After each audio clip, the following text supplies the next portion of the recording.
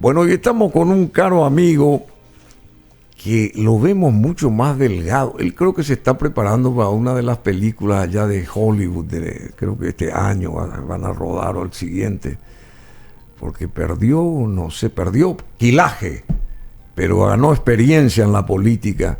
Eduardo Nakayama, ¿cómo te va? ¿Cómo te va, Bruno? Un gusto estar aquí contigo y con toda tu audiencia. Parece un péndex. ¿Cuántos kilos perdiste vos? Y casi 30 kilos. Casi 30. Pero hiciste, y también ese casa por casa, todos estos meses de campaña, hicieron que vos gastes, digamos, ciertos kilos, o sea, aparte de ciertos kilos. Sí, en realidad lo que te hace perder kilos, yo digo siempre, es lo que comes o cómo comes, ¿verdad? Entonces yo vengo haciendo hace 9 meses ayuno ¿sí? Intermitente. Creo que una vez dijiste eso. Sí, comenté eso. Cuando eso había perdido unos 15 kilos. ¿Y de qué? ¿Cómo es eso? A ver, aleccionanos, porque durante es importante. 6 horas como y durante 18 horas no como. Pero en el tiempo que puedo comer, como lo que yo quiero. No tengo problema. O sea, sí. Y hago una dieta bastante balanceada. O sea, como carne, o sea, proteína, como pescado, como pollo, como ensalada. O sea, pasta, lo que yo quiero. De 24 horas, sí. 6 comes. Sí. Y 18 no como. No comes. Y es fácil porque yo hago el ayuno 18-6, empezando mi desayuno. El desayuno no es a la mañana, sino es la primera comida después de hacer el ayuno. Entonces yo como mi primer bocado o pruebo mi primer bocado en el almuerzo al mediodía, y allí tengo una ventana de 6 horas para comer hasta las 6 de la tarde. A las 6 de la tarde tengo que cenar ya. Sí. ¿Ok? Entonces allí cierro. Dentro de las 6 horas. Dentro de las 6 horas puedo comer lo que yo quiero. Mira, o sea que a las 3 de la tarde puedo merendar si quiero. Mira, y a las 6 tengo que cenar. ¿Verdad? Y termino. Pero te hago una consulta. Y si en 6 horas vos tenés que comer lo que vos quieras, de repente no forzás comiendo en demasía en 6 horas, por más que en 19 no comas nada, digamos. Lo que pasa es que con el tiempo... O sea, el estómago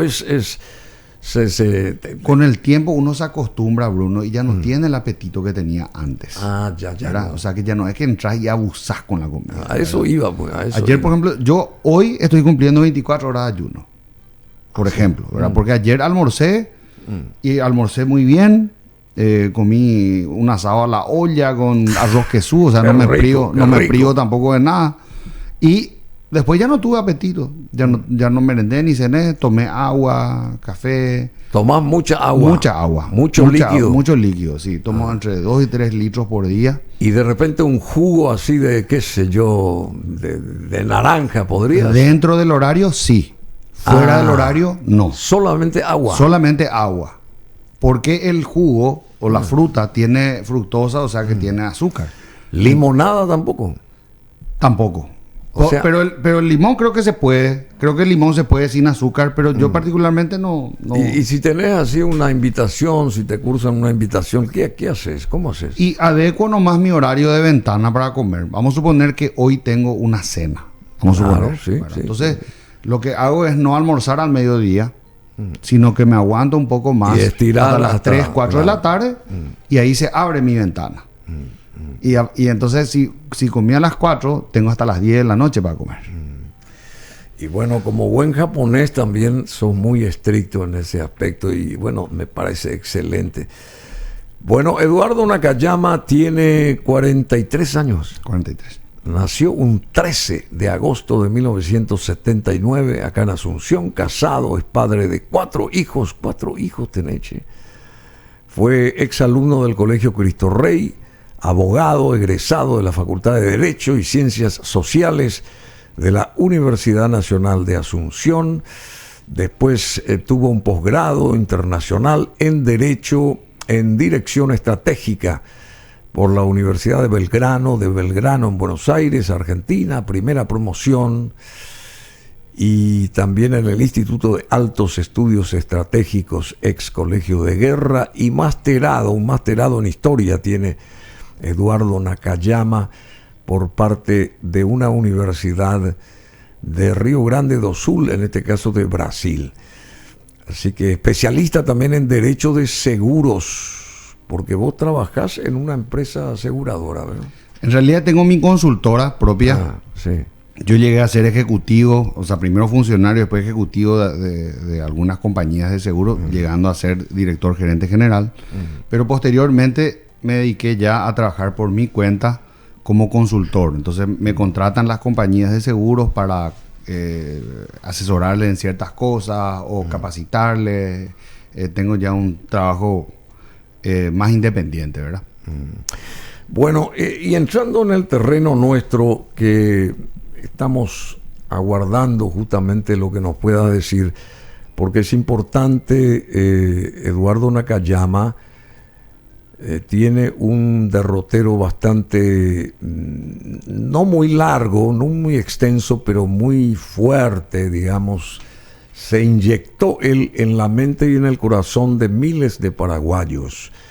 Primero porque persiguió acá, especialmente a asuncenos, que persiguió ser intendente, y hace 2 años de esto, y no es que le salió muy bien ese intento, pero ahora sí ya está como senador electo en este nuevo grupo de parlamentarios que a partir del 1 de julio va a comenzar su tarea en este año 2023.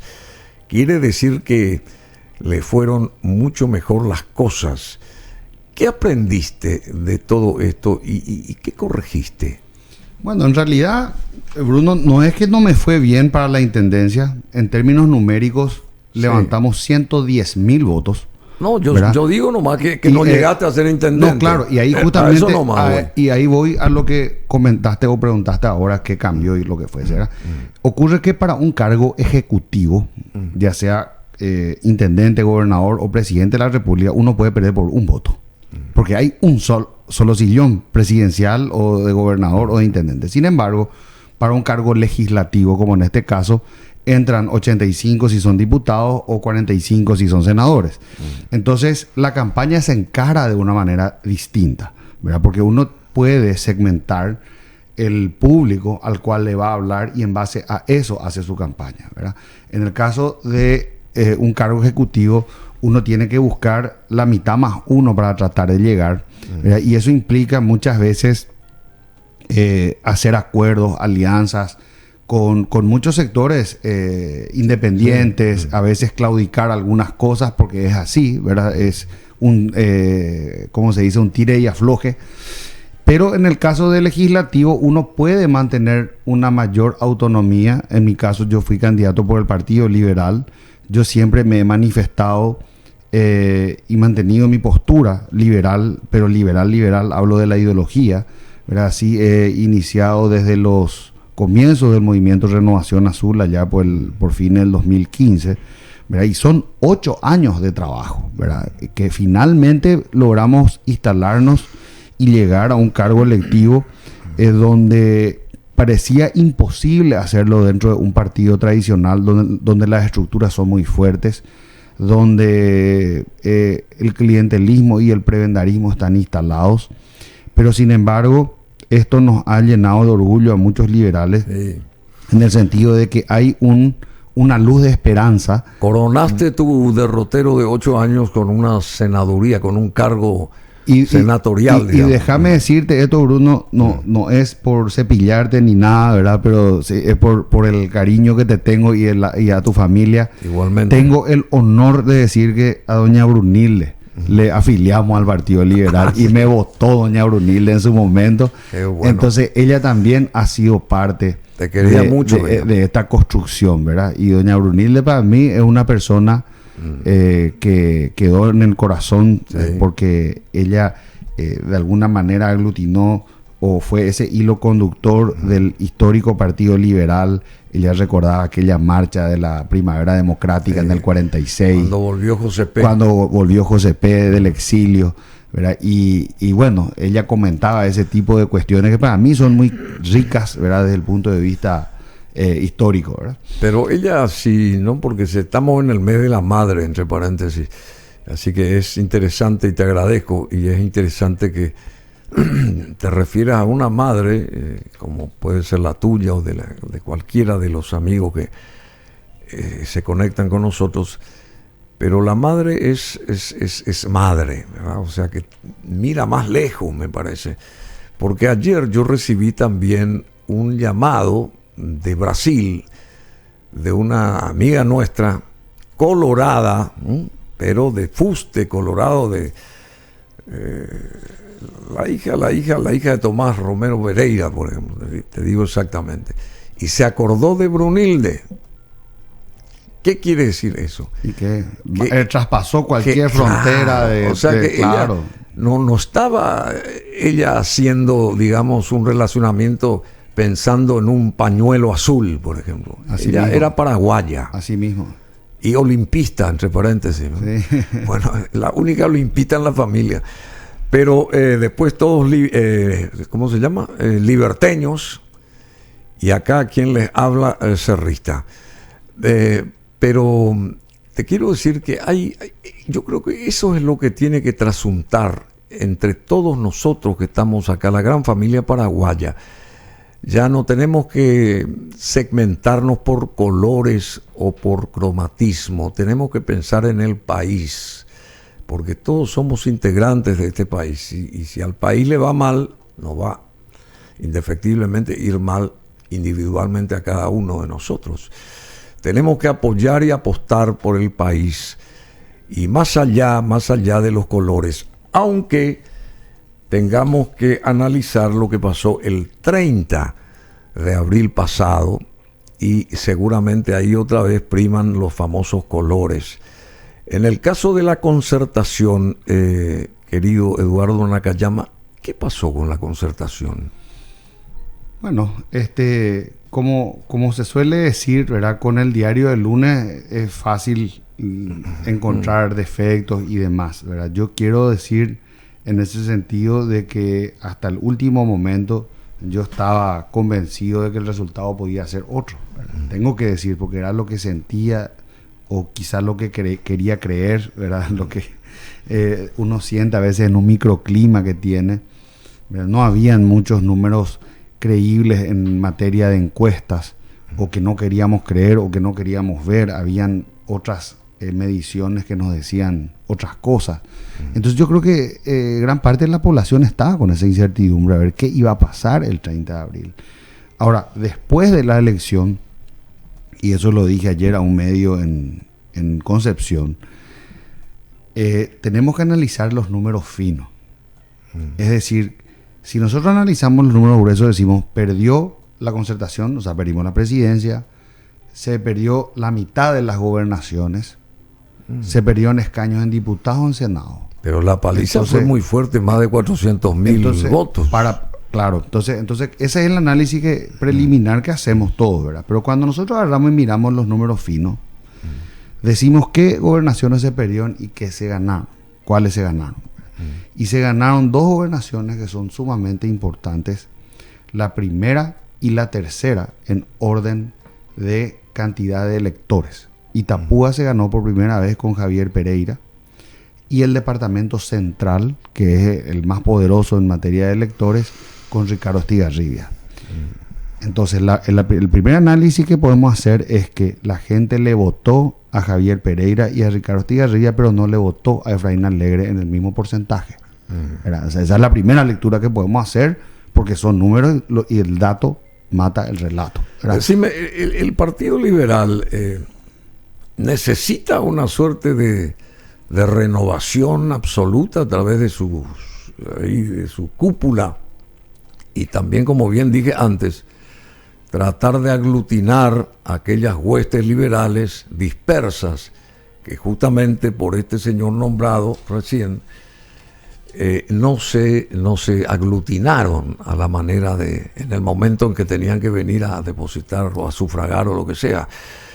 Yo creo que hay que hacer una catarsis, en mi opinión humilde, ¿verdad? No quiero influir para nada, pero me parece que hay que hacer una cuestión, un mea culpa, y ver a toda esa gente que está distorsionando las posibilidades de que el Partido Liberal o la Concertación en su conjunto llegue a buen término. Porque si vos sumás fríamente, como bien dijiste, los números, grupos opositores por grupos opositores, los unía a todos, pero iban a ganar lejos al Partido Colorado, si se unían. ¿Y qué pasó? ¿Por qué no se unió la oposición? A través de la concertación sería la consulta. Bueno, es muy difícil, Bruno. Yo te puedo decir como ex candidato a intendente, aglutinar a toda la fuerza. Porque cuando nosotros decimos, pero ustedes son todos unos tontos porque no se unen. O sea, decimos de afuera como claro, algo, ¿verdad? Ya le agarramos como en un jardín de infantes a las criaturas y vamos todos adentro al aula, ¿verdad? Así más o menos, ¿verdad? Pero en realidad, en la cantidad de partidos que hay de movimiento, hay muchos egos internos, ¿verdad? Inicialmente la concertación aglutinó también a Payo y también al sector que le apoyó después a Euclides, con Querey y demás. Pero lamentablemente en ese transitar salió la gente de Querey y presentó la candidatura de Euclides, y Payo también se retiró. También se retiraron otros actores de la concertación en el camino, y lamentablemente eso no se pudo de alguna manera potenciar como se debía.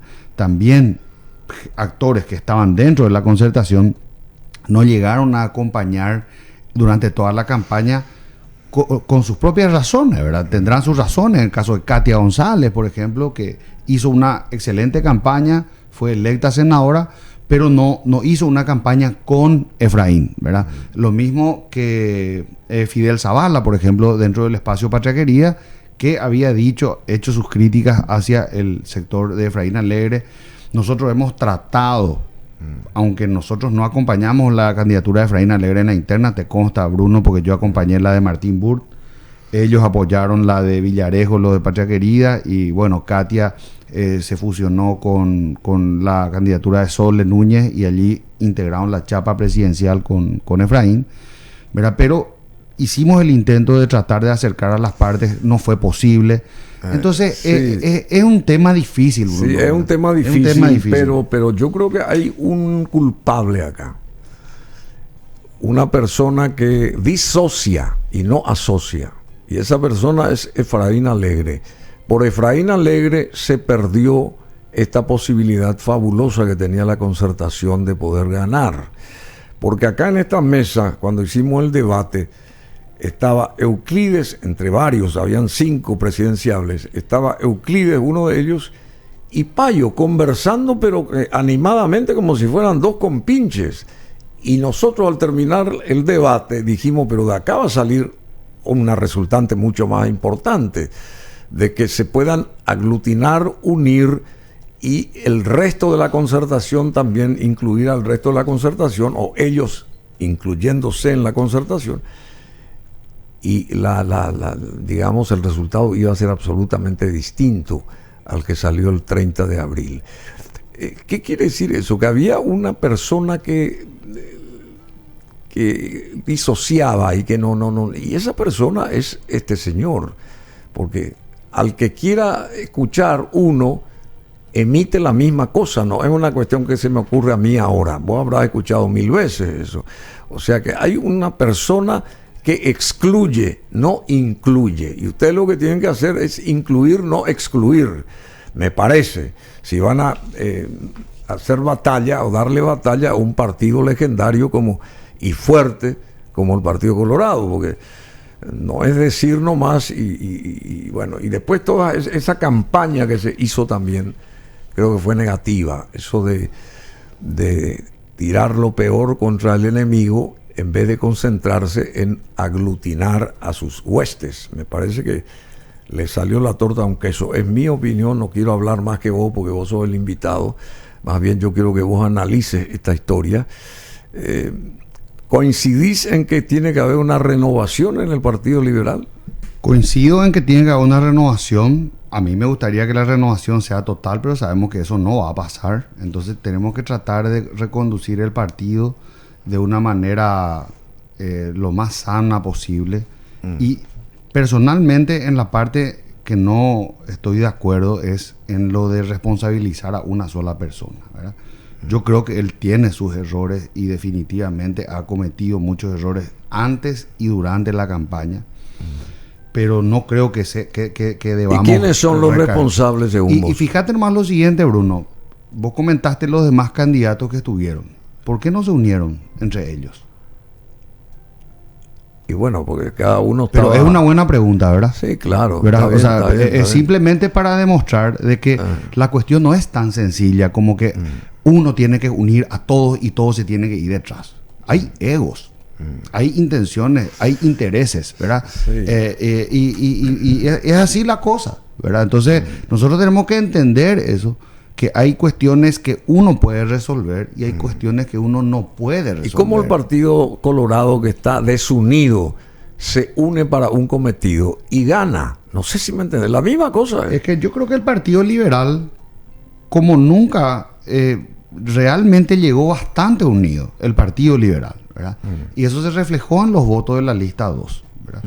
Pero se hicieron malos acuerdos, ¿verdad? Por ejemplo, intentando aglutinar, que es parte de la negociación que hablamos al rato, el tire y afloje, se cedieron 21 lugares para el Senado a otros partidos que no aportaron la cantidad de votos que tenían que aportar. Sí, entiendo. Entonces, si es que el Partido Liberal en ese caso iba solo, como lo hicieron otros partidos como Encuentro Nacional, Patria Querida y otros partidos, Frente Guazú, si nosotros íbamos lista 2, Partido Liberal, yo creo que nosotros podíamos ganar 2 escaños más, ¿verdad? Fácilmente. Y Vos perdimos. dijiste algo clave.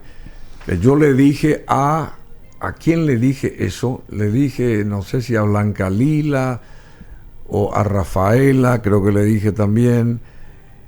¿Por qué nos embandera el Partido Liberal y la concertación con el número 2, que fue el número que siempre representó a la oposición, versus el número 1 de la ANR?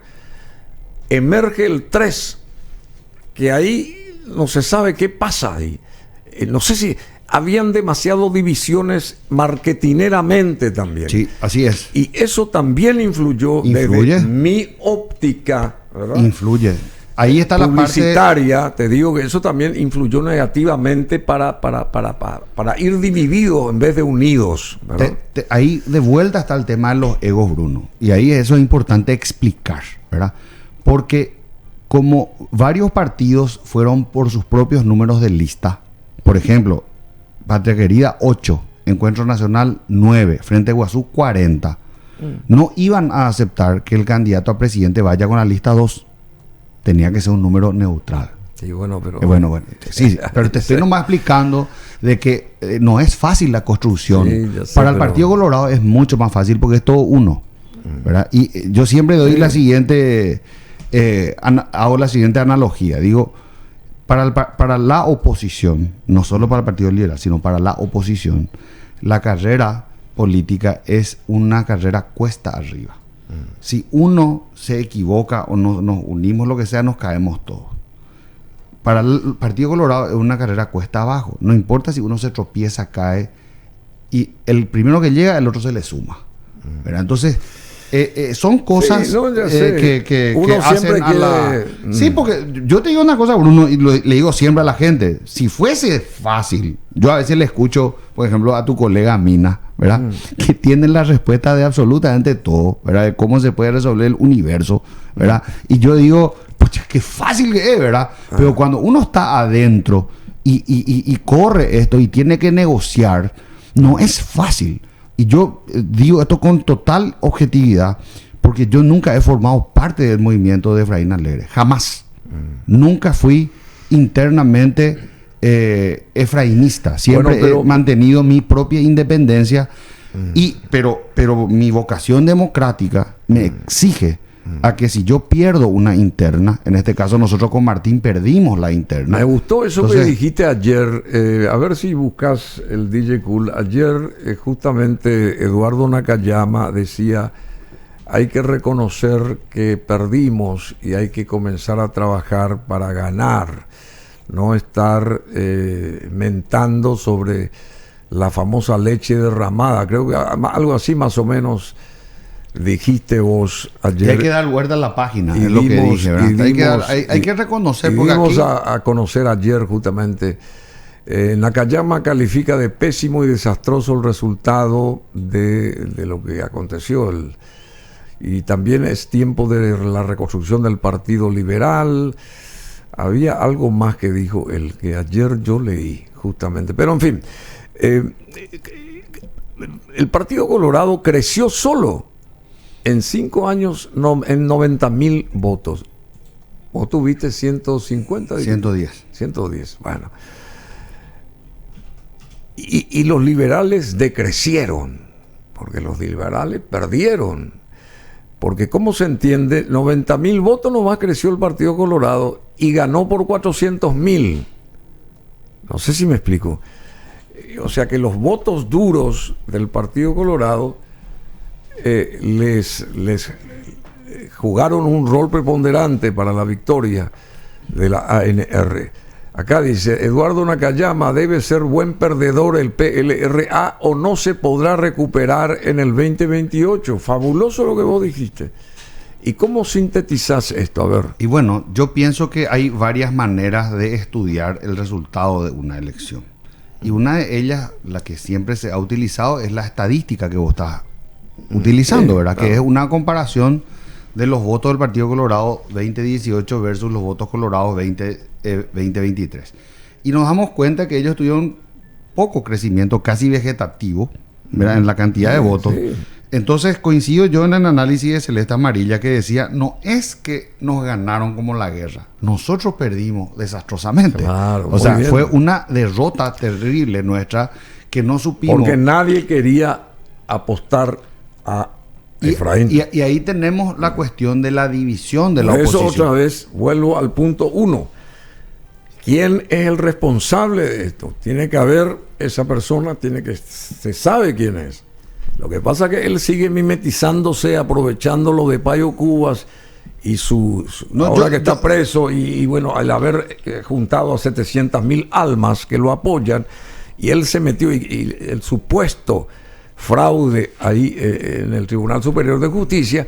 Entonces él sigue con vida. Bueno, Bruno, yo no me quiero quedar allí, porque o si no va a ser una discusión que no va a tener salida, ¿verdad? Bueno, yo entiendo tu posición y respeto. Yo personalmente no creo que sea así. Yo creo que hay muchos responsables, ¿verdad? Hay muchos responsables y tenemos que analizar la cuestión más allá de una cuestión personalista. Vos sabrás mucho más. Son opiniones simples, son lecturas. Pero vos sabrás más porque vos estás dentro del Partido Liberal. Quizá la lectura que vos tenés sea la lectura de muchísima gente, ¿verdad? Y hay que respetar la lectura de la gente, ¿verdad? Está bien, por supuesto. Entonces, yo personalmente creo que la cuestión va mucho más allá de él, porque si no, vamos a caer en el simplismo de decir, bueno, le sacamos a Efraín, ahora vamos a ganar en el 2028. Y no es tan sencillo. Y no es así tampoco. No es así tampoco, ¿verdad? Ahora tenemos que hacer un análisis segmentado. Exhaustivo. ¿Y a qué me refiero con eso? Te digo, por ejemplo, ¿por qué te mencioné Central, te mencioné Itapúa? Porque se votó a los candidatos locales que tenían un buen perfil, que venían de una administración colorada, los dos departamentos, porque se recuperó Central de Hugo Javier y se ganó Itapúa, que tenía Schmalco, la gobernación, ahora ganó un liberal por primera vez, ¿verdad? Y se ganó a pesar de que teníamos el 3, a pesar de que todo eso igual se ganó, ¿verdad? Ahora, ¿por qué no corrió la misma suerte la concertación en la presidencia? Es una pregunta. ¿Qué pasó en Alto Paraná? En Alto Paraná ganó Payo. Claro. ¿Verdad? Fue el más votado. Entonces tenemos que estudiar ese fenómeno en Alto Paraná y ver qué es lo que pasó. Porque así se trabaja en política, ¿verdad? O sea, que esto nosotros tenemos que tomarlo como una ciencia, ¿verdad? Si nosotros la cuestión emotiva, la cuestión de percepción es una cosa, y posteriormente está el dato duro que te dice una cosa y que nosotros tenemos que estudiar. ¿En qué otros departamentos Payo ganó o se acercó a ganar? Bueno, ahí tenemos que ver cuál es el motivo, y yo creo que los colorados van a hacer el mismo análisis, el mismo estudio, porque ellos también tienen que mejorar en Alto Paraná. Porque imagínate, perdieron en un departamento, en el segundo más importante de la República, electoralmente hablando, perdieron la presidencia. O sea, esta construcción es sumamente importante, esta autocrítica, ¿verdad? Que pasa por ver la candidatura presidencial Falló Efraín. ¿Qué más falló? ¿O fue solo Efraín? Ahí es donde yo digo, tenemos que hacer una revisión general. Tenemos que hacer una revisión general. Él era el que se creía más allá del bien y del mal, ídolo. Él se autoentronó hace mucho tiempo y se quedó ahí y había que ganarle en las urnas, Bruno. Las urnas son las que hay que... Le dieron una paliza muy fuerte a Efraín Alegres, lamentablemente, que desde mi óptica fue el autor de este fracaso de la concertación. Pero hay que continuar y los liberales serán responsables en el Congreso a partir de ahora también. Esas ausencias en la convocatoria, por ejemplo, empiezan las sesiones, empiezan a sesionar ustedes a partir del 1 de julio. Ustedes van a ir siempre, van a estar presentes tanto en diputados como en senadores, los que están en el Parlamento, o de repente aleatoriamente van a ir a esa convocatoria, porque por ahí se erosiona también la posibilidad de unidad, de crecimiento, de desarrollo, de trabajo hasta unas siguientes elecciones. No sé si me explico. Bueno, el Parlamento es lógicamente uno de los poderes del Estado, ¿verdad? El Congreso Nacional, bicameral. Son realidades distintas la de diputados y la de senadores, porque diputados, recordemos que son representantes regionales, departamentales. ¿Verdad? El Senado es distinto.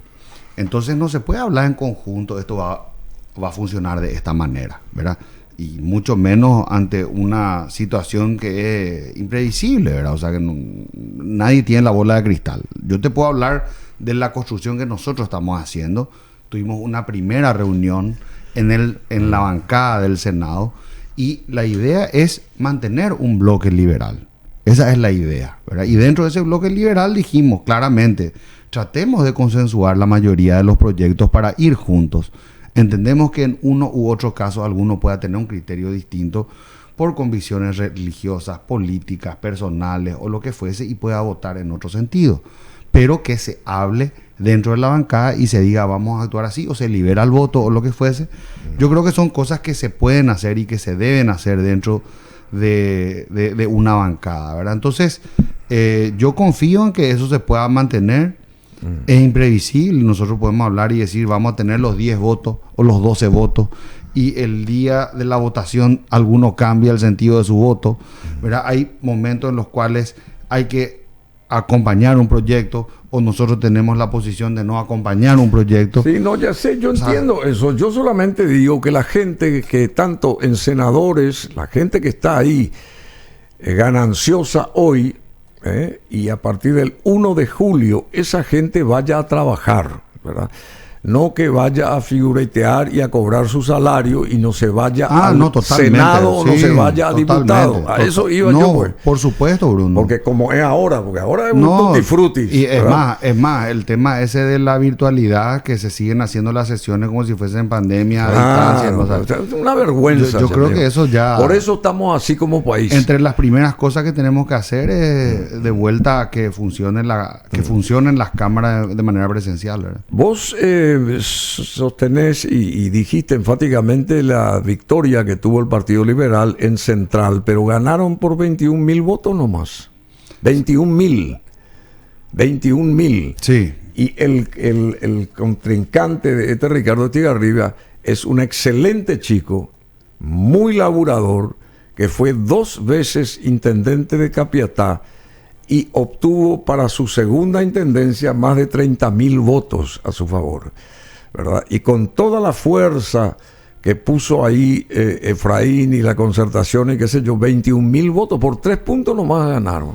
Tampoco es una cosa, pero después de la cruz que llevaba este representante colorado de la pésima actuación del Hugo Javier. Es que yo quiero aclarar lo siguiente, Bruno. Si hay una cosa que yo no soy, es extremista. Sí, nunca vas a encontrar en mí una posición fanática, ¿verdad? Está bien. Y cuando yo dije que ganó Ricardo Estigarribia, no dije por cuánto ganó, no le desmerité al adversario, al contrario. Sé que la gestión de Luis Fernando fue una excelente gestión. ¿Vos lo conocés a él? Lo conozco de su gestión, ¿verdad? No lo conozco personalmente, no tengo trato con él, pero me parece que fue un formidable adversario. Vos sabés que yo lo conocí, estuvo varias veces acá, y así como hablo contigo y te dije lo que no salió al aire, te dije privadamente, ese mismo concepto yo tengo de este señor. La diferencia es que vos sos liberal y él es colorado, ¿verdad? Sí. Es una suerte de Ben-Hur. Sí, y recordate que hace rato también dije de que el cargo ejecutivo se gana por un voto. Sí, no, ¿verdad? eso es Entonces, cierto. eso nomás, yo no Eso dije es cierto. ganamos como la guerra en Central, No, eso es no. cierto. Hay que ser humilde en la victoria. Vamos adelante. Hay que ser humilde. Coincido contigo. PLRA debe ser buen perdedor, dijiste vos, o no se podrá recuperar en el 2028. Coincido y te demuestra lo que vos dijiste, el poder de apertura que vos tenés en lo personal. Vos sos una persona que incluís, no una persona que excluís. Qué lástima que no podés ser presidente del PLR ahora en la renovación, ¿verdad? Porque no conformás la comisión directiva, ¿cómo se dice eso? Asimismo, el directorio. El directorio. Sí. Bueno, en el PLRA convivieron siempre, querido Eduardo Nakayama, tanto la derecha liberal, con Jaegli, por ejemplo, y la izquierda social con Llano. El PLRA que viene debe de elegir qué cosa, la derecha o la izquierda, o esas son ya categorías perimidas, sería la consulta. Mira, yo pienso que más allá de la caracterización de derecha o izquierda está el liberalismo o el socialismo. Porque se llegó a hablar incluso de liberalismo progresista, ¿verdad? Sí. Lo que yo creo que no existe, ¿verdad? O es contradictorio. Yo pienso que los liberales tenemos que recuperar nuestra identidad liberal y tenemos que reconciliarnos con nuestra ideología liberal, que es una ideología universal, que defiende la vida, defiende la propiedad y defiende la libertad, que es la que nos da nuestro nombre, ¿verdad? Sin embargo, a lo largo de las últimas décadas hemos tenido un desdibujamiento de la identidad liberal, que no solamente se da por esta cantidad de alianzas que tuvimos, donde a veces en las reuniones no se podía poner la polca porque otro se iba a molestar. No se podía poner un mantel azul porque otros decían, no, tenemos que poner verde, o poner blanco, o tenemos que... O sea, se perdió mucha esa identidad, ¿verdad? Bueno. Y eso yo creo que es importante que nosotros empecemos de vuelta a trabajar para adentro del partido, no por una cuestión de sectarismo o de egoísmo, al contrario. Yo digo siempre, si tomamos a la oposición como un equipo, tenemos que aceptar de que los partidos son los jugadores de ese equipo. Y el equipo necesita jugadores sanos, fuertes y en buena capacidad técnica y física, o vamos a tener jugadores golpeados, lesionados y en mala condición física. Obviamente necesitamos los mejores jugadores. Perdón, Entonces, yo creo que hay que hacer una estrategia tan inteligente que en las siguientes elecciones la oposición tenga un número. Hay que partir de ahí. Aquel que tenga el color morado, rosado, lo que sea, bueno, se abstiene a las consecuencias. Es un número y un color. Y después, llegando a la meta, se dividen las historias. Bueno, a vos te damos esto, a vos, no sé si al revés tiene que ser la cosa. No dividirse antes o peticionar las cosas antes para después unirse. Y ahí le salió la torta a un queso. Al revés tienen que hacer. nosotros Un número y un color. Nosotros presentamos ese proyecto, Bruno, que se llamó Proyecto de Concertación Total.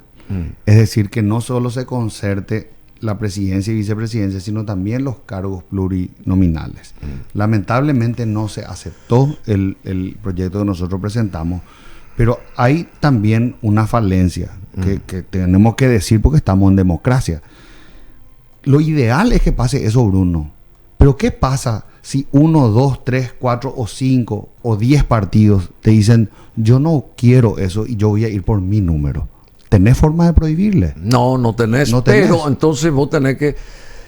Todas aquellas personas que están conscientes y analizan lo que pasó el 30 y están conscientes de que hay que reformular la historia, porque también pasa por lo visual acá, ídolo.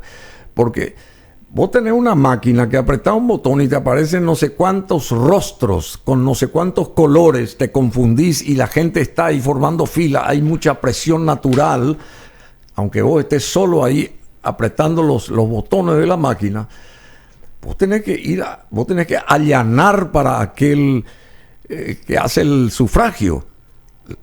La cuestión más fácil, digo, no podés estar dividiendo en 20.000 colores, 20.000 números, 20.000 eso es lo que te digo, cosas. Bruno, no pasa por lo que uno quiere, Sí, ya sé. sino pasa por factores exógenos, otra gente que dice, y muchos ellos entran para dividir de profeso. Eso pues no puede atacar, no tener ya sé, forma pero de hacer, hay que hacer una revisión nomás. hay que hacer, y la concertación fue un intento de hacer eso, Bruno, ¿verdad? Lamentablemente, dentro mismo de la concertación, como hablábamos hace rato, hay muchos hubo egos, gente que dijo, no, yo me voy por mi cuenta con mi número de lista porque quiero... y bueno, lamentablemente ahora van a tener que estudiar de vuelta cómo le fue. Ayer estuvo Bernardo Neri Farina por acá y nos dijo que el PLRA no es ni liberal, ni radical, ni auténtico. ¿Qué es hoy el PLRA y cuál es el grado de responsabilidad de Efraín Alegre, como bien te dije ya antes, hasta hoy presidente? O sea, hay que hacer una revisión, porque yo hubiera querido también que haya la alternancia y que se logren los objetivos. Te quiero decir, yo vengo de familia liberal por un lado, familia colorada por otro lado, pero yo hubiera querido la alternancia. Y es una pena que por cuestiones, por egolatría y ese tipo de cosas, de creerse más allá del bien y del mal, se trunque tal posibilidad y tengan que pasar otros 5 años para ver qué posibilidades uno tiene, digamos. Te hago la siguiente consulta. Norman Harrison, ¿podría resurgir después de esto Norman Harrison como empresario y entrar de vuelta al terreno de la política? Desconozco sus aspiraciones, Bruno. Sé que estuvo sonando su nombre para el actual periodo, ¿verdad? Él mostró interés en ir a la presidencia, pero después de las elecciones municipales del 2021, él declaró públicamente que se bajaba. Ahora, si nuevamente está embarcado en eso, no te puedo contestar porque desconozco absolutamente. ¿O Efraín le hizo bajar, pues? Bueno, no sé. O sea, nadie te puede hacer bajar. Si vos te querés ir, te vas. No, ya sé. O sea, si querés irte, te vas. A mí mucha gente me quiso bajar y yo no me bajé nunca, ¿verdad? Y ahora estás allá arriba. Y sí, cuesta, pero se llega, ¿verdad? La perseverancia, la disciplina. A tu criterio, a ver, ¿vos crees en los políticos? ¿Qué políticos en Paraguay hacen bien su trabajo, digamos, y inclusive aquellos políticos que están fuera del ejido de Asunción, ¿verdad? Aquellos que están en regiones lejanas inclusive, pero que hacen a conciencia su trabajo. ¿Vos crees en ciertos políticos todavía, en lo personal? Sí, yo creo que sí. Yo creo que no existe político perfecto, como no existe persona perfecta, ¿verdad? Todos nosotros somos seres humanos y podemos cometer 1000 errores. Y muchas veces se puede juzgar a un político por cuestiones personales, hasta y no cuestiones políticas, ¿verdad? Hemos tenido en más de una ocasión ese tipo de problemas, ¿verdad? Ahora, políticos que yo creo han hecho bien su trabajo, que hacen bien su trabajo, empiezo por los 2 casos de las gobernaciones que te cité. Yo creo que a Ricardo lo premiaron en Central por el trabajo que hizo en pandemia en su municipio, en Villa Elisa, ¿verdad? Y también a Javier en Campiretá, que estuvo como intendente en varios periodos, y posteriormente el pueblo de Itapúa lo eligió como gobernador, siendo que Itapúa es un departamento eminentemente colorado, que la mayoría de los distritos son colorados, ¿verdad? Entonces pero Central no es pues así. Central pues está más dividido entre liberal y colorado, pero creo que hay más liberales en Central. Pero Itapúa es más colorado. Fue la primera vez que un liberal ganó allá. Entonces destaco la gestión de ellos dos. Y ojalá que se mantengan siempre en esa línea, ¿verdad? Ojalá que sea bueno, así. y para ir cerrando ya y agradeciéndote la presencia tuya acá en nuestros estudios, querido Eduardo, vos pensás que en un partido de nombres, pensás en un partido de nombres o en un partido de causas, en el sentido de las luchas que hay que tomar para qué sé yo, combatir tantas cosas, ayudar a los ciudadanos, esa gente que tiene un plato de comida solamente por día, o que no llega ni a tener un plato a veces. ¿Cómo viene la mano? ¿Los nombres son importantes o las causas que pueden unir a los hombres a favor de objetivos claros, llanos y desarrollistas? Yo pienso que mucho pasa por lo que mencionaste también hace rato de la parte del marketing. Uno necesita tener una identidad. Y ayer te decía Bernardo Neri Farina que el partido no es ni liberal, ni radical, ni auténtico, ¿verdad? Creo que te envié y entonces ahí vos te das cuenta de que se necesita tener una identificación, un nombre, ¿verdad? Yo creo que el tiempo del Partido Liberal Radical Auténtico como tal, que es un crisol de cuestiones que nadie entiende, también se le tiene que dar un fin. Yo siempre te dije a vos, ¿por qué no se llama Partido Liberal directamente? Claro, sí, así como está el otro Partido Colorado. Totalmente punto. de acuerdo contigo. Nadie dice ANR, dice Partido Colorado, sí, Partido Liberal. Claro. Porque PLRA es un trabalengua también. Aparte de ser un trabalengua, es una cicatriz del estronismo. Y bueno, más a mi favor. Porque en su momento la Junta Electoral Central habilitó primero el Partido Liberal, después el Partido Liberal Radical, después el Partido Liberal Radical Auténtico, y otros 2 directorios más funcionaron, entre 5 en total en un momento dado. Pero esas causales hoy ya no existen. Entonces no existe motivo alguno para que nosotros sigamos con esas divisiones que confunde a la gente. Entonces, ¿habrá un nuevo presidente en el Partido Liberal?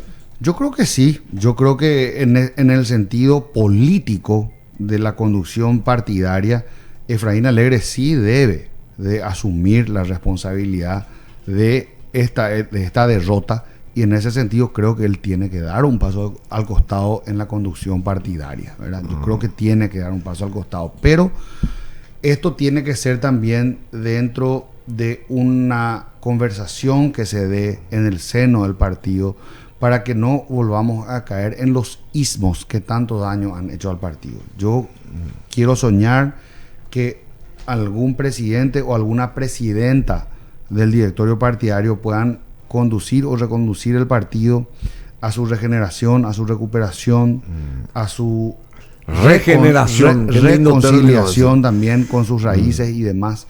Y entonces tenemos que buscar a ese hombre o a esa mujer, un partido centenario dentro del directorio, para que pueda llevar adelante esa tarea. De ilustres nombres y hombres. No puede ser que estén en estas condiciones. Hay que reorganizar urgentemente el Partido Liberal. Así mismo. Yo creo que hay que esperar ahora lo que van a hacer los juzgamientos y demás, tener los datos finales. Sí, y por último, tu accionar ahí como miembro del Senado, digamos, ¿vas a apuntar a qué vos, personal y específicamente? Yo quiero trabajar sobre la justicia, la salud y la educación. Esos 3 puntos creo que tenemos que tratar de mejorar. La justicia estamos muy mal.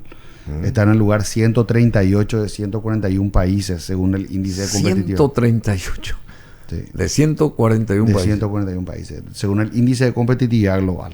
O sea, eso no... Estamos allá en la cola. Estamos en la cola. Estamos peor que Irán, peor que Afganistán, peor que muchos países que realmente no carecen totalmente de justicia. No sé si estamos arriba o abajo de Corea del Norte, pero estamos ahí nomás. Mira, entonces nos damos cuenta de que realmente acá estamos pasando y atravesando un problema grave, ¿verdad? La salud y la educación, lo mismo, sí, ¿verdad? Sí. El caso de este ex vicepresidente secuestrado que nadie sabe nada. Ese tiene que ser un tema prioritario de la cúpula liberal para tratar de resolver eso y bueno, poner en el tapete el destino que llevó ese señor, ¿verdad? Porque no puede ser que un vicepresidente, ex vicepresidente, que creo que formó parte de, no sé si fue vicepresidente del mismo partido, fue presidente también. Fue presidente del partido. Y más a mi favor, mira, no puede ser que nadie tome en cuenta una situación como esta. Yo mantengo comunicación constante con Beatriz Denis, que es la hija de Oscar del Denis. doctor Oscar Denis, que fue presidente del partido y vicepresidente de la República. Y realmente es triste la situación, ¿verdad? Ellos, así como también la familia Urbieta y las familias de todas las personas víctimas del secuestro, que es un flagelo terrible que se tiene que erradicar el Paraguay, ¿verdad? Definitivamente tenemos que trabajar para tratar de encontrar a Oscar, encontrar a los demás secuestrados. Y como dice Beatriz, como sea. Ya lo importante es saber qué pasó con Oscar, ¿verdad? Y bueno, y en base a eso tratar de luchar por la erradicación del secuestro, que es algo tan terrible. Eduardo, muchísimas gracias.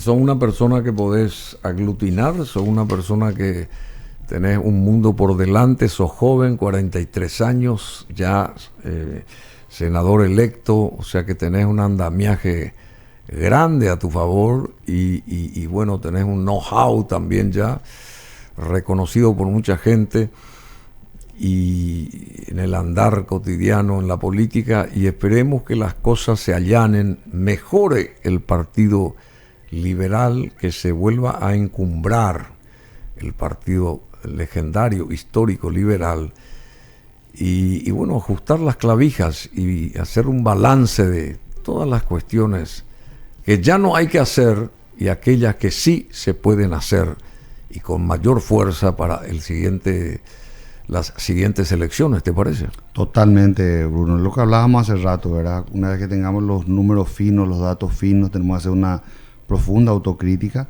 pero posteriormente también un profundo análisis y estudio para poder tomar las determinaciones conducentes a recuperar y ganar el poder en el 2028. ¿Y cuándo se sabrá quién puede llegar a ser el presidente del PLRA? Bueno, primero tenemos que conseguir un acuerdo para que se pueda dar esa transición de la manera más pacífica posible. Hasta hoy día Efraín Alegre el presidente, ahora tiene que renunciar para que podamos elegir a él otro. No renuncia nunca. Y vamos a hablar. No quiere levantarse de la silla. Hay que hablar. Yo no pierdo la esperanza de que se pueda llegar a un acuerdo y en base a eso modificar la cosa. ¿O se está preparando para un cuarto periodo? Yo creo que no. Yo creo que una cuarta carrera presidencial. Yo creo que él ya dijo que no. Yo creo que él ya dijo públicamente que no. Y bueno, veremos qué pasa en los próximos días. Ote que Lula, creo que después de 4 intentos llegó a la presidencia. Está tratando de emularlo, me parece. Bueno, las 11 de la mañana en la República del Paraguay. Muchísimas gracias, Eduardo Nakayama. Saludo a tu señora, muy linda tu señora. Gracias. ¿Vos la cuidás a tu señora? Siempre. Estuve con ella hasta hace un ratito. ¿Y ella te cuida a vos también? También, ahora que estoy churro. Ahora que está claro, por supuesto. Bueno, muchas gracias, Eduardo Nakayama. Y hace 42 años fallecía Bob Marley.